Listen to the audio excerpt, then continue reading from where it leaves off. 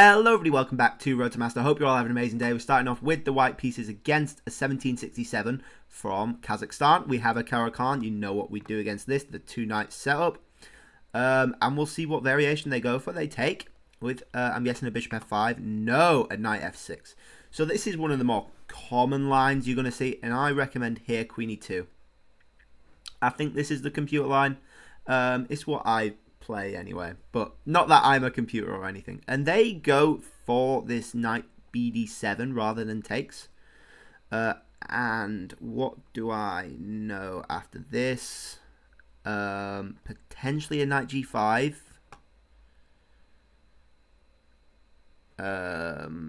Yeah, let's go for knight g5 or knight eg5, I guess.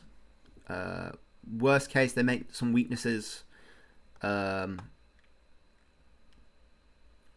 That's too tempting to sack on f7 straight away. I'm sure that doesn't work. King takes. No, knight checks. Surely not worth it. Anyway, they've made a slight weakness on h6, which is fine. I would like d4. They've decided not to do that.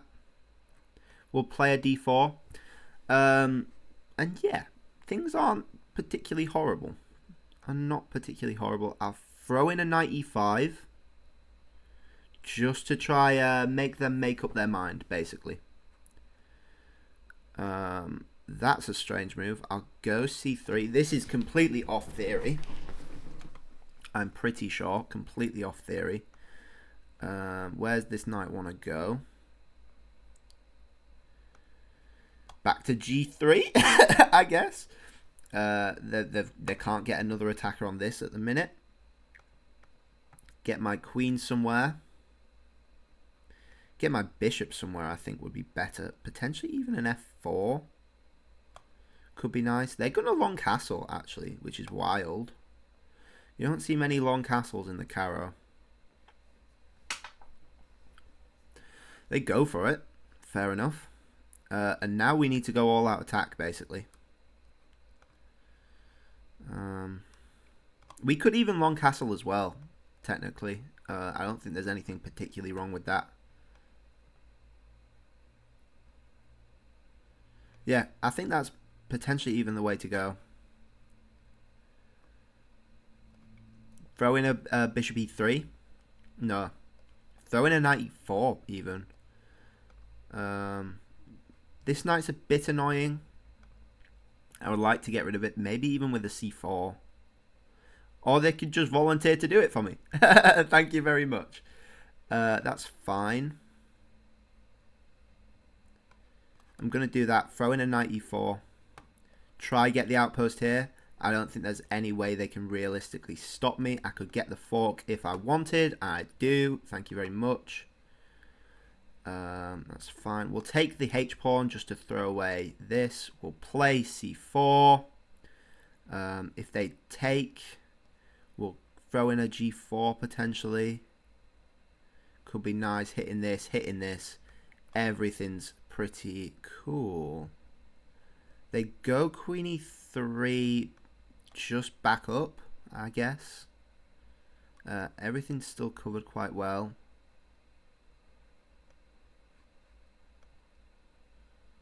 Oh, I really want to sack on e6, but there's no mate, unfortunately.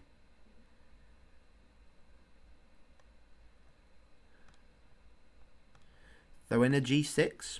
Why not? It's still pinned, is this bishop. Still pinned. If they check, I guess we move over again. Everything's still covered. Oh, or not. Oh, actually, we can do this because the knight's pinned to the queen. Oh, wow. That's beautiful. Oh, I got a bit lucky there. I'm not going to lie. We take the knight next. Yeah. Whoo! Beautiful stuff. Wow, wow, wow, wow, wow. The bishop can't go anywhere. We just take the knight. Yeah, we just take the knight. There's nothing more to it. Resigns. Wow, that was a quick one. A very, very, very quick one. Let's see our percentage on this. Let's see our percentage. 82.6 versus 72. Apparently we had a win. And a mate in one. A mate in one. I missed a mate in one. 2050 versus 1550. 82.6 versus 92.8. We have the two knights. Queen e2 apparently is the book move. That there. Oh, yeah. We had a mate in one. That's why you don't see knight d7, because there's a mate in one. Bloody hell. If you guys can't see this, knight e6 is the mate. It's sort of like a smothered mate. The king can't go anywhere and it's in check. And the reason they can't take this knight here is because the queen's pinning the pawn to the king. So, yeah, a mate in one. Fair enough. Otherwise, we go to g5, which goes back to even. Fair enough. They play h6 and we just come straight back. They fix their mate in one. I don't think I would have seen it anyway, to be honest. Apparently we can just take here. But d4 is not particularly bad. And then bishop f4 apparently is a good move as well. The best move. I'm guessing that's just to claim this diagonal while you still can. Before the queen or bishop gets in the way. But we went knight to e5 instead. Which is an inaccuracy, but still pretty even. They take, which is fine. We take back, obviously. And then we play c3. Apparently it's a miss. Apparently bishop d2 is better. Please explain to me why. Queen c7. I'm guessing you're just stopping any queen activity on a5 is the idea.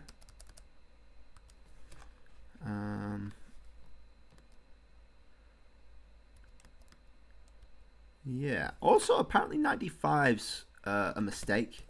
You sack the knight. I guess you're not really sacking the knight because it comes with check. Followed by... Oh, and knight c3 covers the pawn with the discovered. That's pretty nice. Knight goes back, and then you play f4. So you're covering this pawn. And then you've sort of fixed your sort of misplaced pieces. You can go like a bishop d2, get the queen out somehow, and get this bishop out as well. Which makes a lot of sense. But anyway, we went knight d... No, they went knight d5. We played c3 to sort of stop the activity of the knight. Which apparently isn't ideal. Then we dropped the knight back to c3, which isn't ideal either. I'm guessing... The reason that's wrong is because you're taking the knight away from the fight. The knight really wants to be on d6, which makes sense.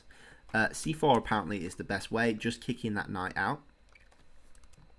When it comes back, I guess now at like an a3 as well. There's no fork or anything because the queen's covered. Bishop f4, you don't even need to do anything, you just ignore it. And then play a3. Which makes sense, makes sense. Where are we at here? c3, yeah. We drop the knight back, they develop, obviously. And then they castle queenside. We played f4 here. f4, it's a risky move. It is a risky move. You're taking squares away from your bishop. But it solidifies the central pawn structure a bit, so I'm not too upset. Apparently this is slightly better for black with minus 0.9, which is... potentially ignorable, and we did end up getting a good position out of it. They long castle, which is sort of what they were going for, I guess, with this bishop d7 move. It's not the best move, apparently. c5 is better, which looks particularly weird as well. But I guess, again, you're just limiting the squares of this dark squared bishop. We go bishop d2, because I felt like we needed to long castle as well, really. Apparently queen f2's better. I'm guessing, again, just stopping activity of the queen. We long castle, apparently is the best move, and it's still better for black here, being minus 0.9. The knight goes back was not a move I liked at all. Why would you... Your knight's on such a lovely square here. You're too obsessed about getting the rook open. I don't think that's quite smart. So we go bishop e3, just hitting the queen. Why not? They block, we take, and then we get this beautiful, beautiful knight outpost here. But we just trade it off straight away for the exchange, because why not? c4 kicks away the knight. It gives them the pawn. Oh, and apparently, yeah, queen d2 is way better. Getting the fork off on the knight and the bishop. Better than my idea of g4, which is still a fork. But, you know, a pawn's worth less than a piece. So you've got time to fix it. Oh, and queen d2 also stops queen e3, which makes a lot of sense. So at this point, it was 4.3 for white, so completely winning here. Probably because we're just winning a piece. And then we let the check happen. The check's not too dangerous. It's still 3.0. And then g3 is a really cool move. You'll allow this check because bishop d3. If you don't understand this, our rook was under attack here. And we're in check. So it's a fork we can't really fix unless we block the check and connect the rooks. And the only way to do that is bishop d2. So why can't the knight take this? The knight can't take this because it's pinned to the queen. And then the queen's not going to take it, obviously, because you would just take back. And yeah, that's basically it. Anyway, I can't believe I missed that mate in one. Whew. That's such a obvious, well, obvious, you know, it's still a pretty tricky, like, tactic to do, and it's not a particularly obvious one. In fact, there are some, like, master rated games where they've done this mistake, which is wild to me, and of course white always sees it. But anyway, so the main theory, and I don't need it, we can get a master game up, why not? The main theory is just to take this knight here. I said it in the two knights Caro video that I did, the theory video. Black wants to trade everything off as soon as possible, so they just take and you take. Now they have this move, queen d5 is an option, at which point I think queen h4 is the move, and I think they can keep trying to trade things off here. I've forgotten, what is it, queen e6, oh, you go check, and then you trade them off with a queen g4 because the bishop's covered. That was it. And here queen g3, and you let them take because you open up the rook here. Anyway, that gets quite complicated. Most of the time, what you're going to see here is knight bd2. I guess you don't need to differentiate it now. It's knight d7. Sorry, and that's most of the time what you're going to see. And here you can just go bishop to c4. Super simple. They can kick your queen out, but the problem you had with queen e2 is that you're blocking in your light squared bishop, and your light squared bishop loves the c4 square in the Caro-Kann, especially the two knights. I don't know about any others. So by doing this trade, they have allowed you to free up the light square bishop. So you develop that.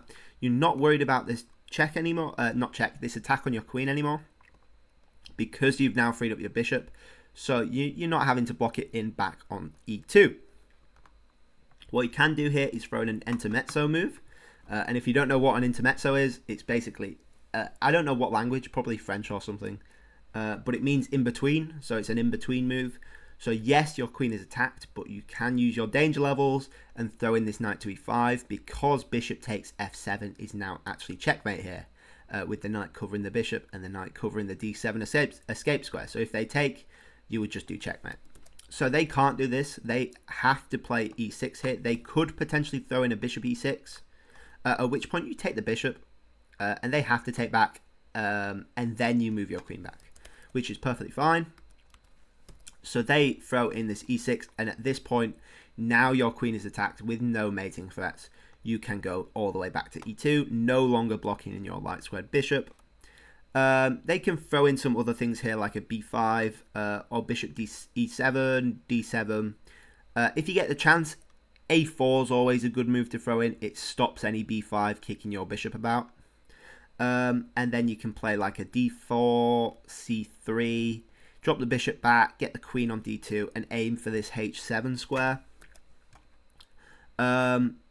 If not, maybe like a queen c7 is possible, at which point like a castles is good. Bishop e7, rook e2, you're holding on to this, castles, d4, and this is all pretty standard stuff, you know, you're just holding on to this knight. It's nothing too complicated. But the thing to remember is to throw in this knight e5 check. This knight's a killer piece on e5, and they don't really want to play f6 to kick you out. That's the problem with trading off your d-pawn. But anyway, that's the Caro-Kann. I hope you all enjoyed that. I can't believe I missed that mate in 1. But anyway, thank you all for watching. I hope you all enjoyed. Please like if you liked. Please subscribe if you really liked. And I'll catch you guys all tomorrow. Bye-bye.